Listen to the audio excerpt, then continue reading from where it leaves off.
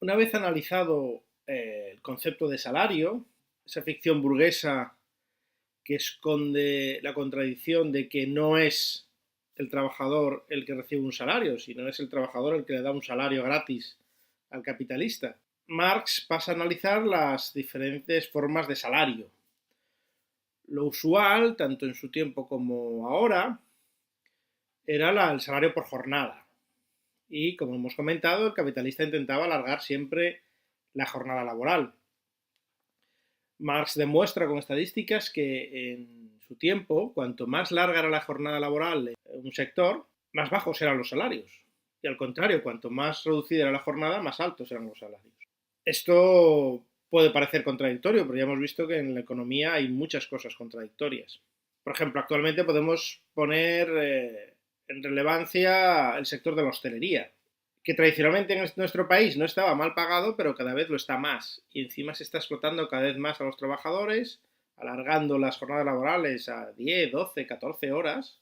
Conozco casos con sueldos mínimos o incluso por debajo del salario mínimo. O directamente sin cotizar, en negro. ¿A qué se debe esto? Se debe a que si alguien empieza a utilizar a los trabajadores alargando su jornada laboral o pagándoles en negro, su competidor, desgraciadamente, no tiene más remedio que hacer lo mismo con los suyos, porque si no, su negocio deja de ser rentable. En el momento en que un sector basa su aumento de beneficios en la bajada del salario real de los trabajadores, hay que tener claro que ese sector va a acabar en la miseria. Y solo van a poder sobrevivir ya no los pequeños empresarios, los pequeños y medianos empresarios, sino solo las grandes empresas multinacionales que contratan a miles de trabajadores. Esto ha pasado con las tiendas y las cadenas de distribución de ropa, como comenté en otro capítulo, y está pasando con la hostelería. Esto lo veo, por ejemplo, en Barcelona, donde vivo, donde en un centro que cada vez está más invadido por el turismo desaparecen los negocios tradicionales de hostelería, los restaurantes y los bares de toda la vida, y aparecen los de los multinacionales que tienen unos salarios misérrimos. En algunos casos incluso se quedan ya con las propinas de los propios camareros. La lucha contra el salario por horas es una vieja reivindicación obrera. Marx comenta ya huelgas en 1860 en el sector de la construcción contra el salario por horas. Y también comenta como en algunos casos los empresarios acababan ellos mismos teniendo que ponerse a trabajar porque el negocio ya no les daba. La implantación de una regulación laboral, de un convenio que fije una jornada estándar que nadie puede sobrepasar, hace que ese sector económico sea realmente rentable. Si no, es todo repartir miseria. Otra de las herramientas que usa el capitalista para reducir aún más el salario es el trabajo a destajo, el trabajo por producción. Es algo también que el movimiento obrero ha combatido desde siempre. Produce desigualdades y a la larga también produce una reducción efectiva del salario. En un principio puede parecer beneficioso para aquellos trabajadores más hábiles, pero suele pasar, y también cuenta Marx un caso parecido en Coventry entre algunos trabajadores del sector textil, que una vez que los empresarios vieron que los obreros aceptaban el trabajo a destajo porque sacaban más beneficios, intentaron volver a poner el salario por jornada para apropiarse de esos beneficios, lo que provocó también huelgas y manifestaciones. Es decir, cualquier herramienta que pueda utilizar el capitalista para sacarle aún más provecho al salario la utilizará. Al principio se vende como algo beneficioso para el trabajador, incluso para toda la sociedad, pero a la postre siempre será perjudicial incluso para el propio empresario. Otra manera que también comenta Marx es la subcontratación. En su tiempo no se llamaba así, pero se daba el caso de que un empresario contrataba a un obrero que a su vez contrataba a otros obreros. Al final era ese obrero que acababa explotando a sus propios obreros. Esto sucede hoy en día, las subcontratas están a la orden del día en prácticamente todos los sectores. Los economistas liberales dicen que es una manera de optimizar costes, pero en el fondo es una manera de reducir aún más los salarios de los trabajadores finales. Esto llega a verdaderos absurdos. Muchas licitaciones públicas, las grandes constructoras presentan un presupuesto que luego no realizan ellos mismos, sino que subcontratan y subcontratan y subcontratan, con lo cual realmente el coste de la producción podría reducirse en un 30%, el resto son comisiones de las subcontratas. Otro caso son las empresas de trabajo temporal, que son unos agentes económicos que se implantaron aquí hace ya 20 años y que siempre me parecieron una aberración.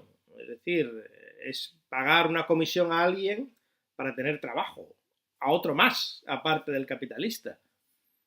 Es una función que debería ser absolutamente gratuita y pública. Estas empresas no producen ningún beneficio, ni tanto al empresario ni como al trabajador.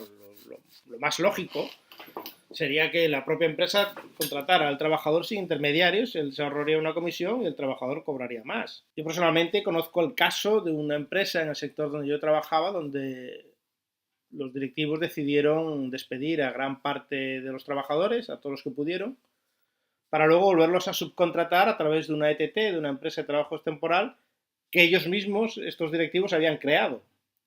El resultado es que los trabajadores tuvieron que aceptar una reducción del salario, pero la empresa también aumentó costes, le salió más caro contratar a esos trabajadores, pero al ser una subcontrata pues no los tenían como empleados fijos, les quitaban los trienios, les quitaban las mejoras salariales de convenio, se evitaban las indemnizaciones por despido.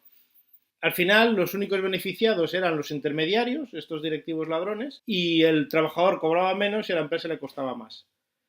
Ya hablaremos de los directivos, que es una clase empresarial nueva que Marx no comenta porque en su tiempo no era tan habitual, pero que son parte también del problema actual. Otro problema que Marx no contempla y que hoy en día es bastante habitual es el de los autónomos. No hablo de los empresarios autónomos tradicionales, sino de los falsos autónomos, de trabajadores que debían estar contratados de manera laboral y sin embargo tienen contrato civil cuando no debería ser así. Muchos autónomos también están cotizando con las bases mínimas de cotización, con lo cual perjudica el sistema público de pensiones, en fin, una serie de problemas añadidos.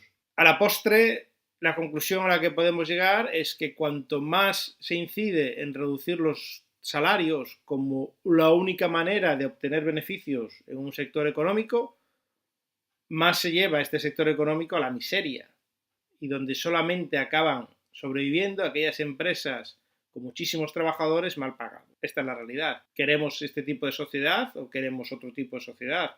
La solución, tanto en tiempos de Marx como ahora, es la regulación de los convenios laborales. Impedir que algunos empresarios destrocen sectores económicos relativamente sólidos a base de tirar precios bajando el salario de sus trabajadores. Esto no tiene ningún sentido, no crea riqueza, todo lo contrario. Yo personalmente tengo una sensación muy amarga. Yo me incorporé al mundo laboral en el siglo pasado, finales de los 80, principios de los 90, y en un país que era mucho más pobre que este, pero las condiciones laborales eran mucho mejores. Las horas extras se pagaban dietas, nadie trabajaba por encima de las 8 horas, a veces incluso se contaba el desplazamiento si era muy lejos del lugar de trabajo, ni se contemplaba el trabajo por horas, ni se contemplaba que tú estuvieras disponible 24 horas al día, 7 días a la semana a tu empresa, no se contemplaban los becarios, otra forma de explotación moderna. Obviamente era absolutamente imposible trabajar sin cobrar, ni siquiera como parte de la formación. Es decir, una cosa que entonces nos parecía lógica y normal, y lo único que he visto en los últimos 25 años es una degradación de las condiciones laborales en todos los sectores, a la par que un aumento de la riqueza nacional. La conclusión a la que puedes llegar es obvia. La distribución de la riqueza ha variado. Todo el beneficio cada vez más se va a unos pocos y el resto vivimos en un mundo de miseria, de precarización y de explotación, pura y simplemente. Esto no se debe a las condiciones económicas, o a la competitividad, o a la globalización, o al mundo moderno, o a la tecnología, como quieren decirnos los economistas liberales, sino que son sus soluciones neoliberales las que han provocado estos problemas, no son soluciones. Las tesis neoliberales, como las tesis liberales en tiempos de Marx, tienden a beneficiar únicamente al capital. Pero en una sociedad está el capital y está el trabajo, y si no favoreces también al trabajo, al final se acaba produciendo miseria. Y lo que estoy viendo amargamente es que estamos volviendo al siglo XIX. Cuando uno lee El Capital, cada vez más está viendo cosas que creía olvidadas en la sociedad occidental.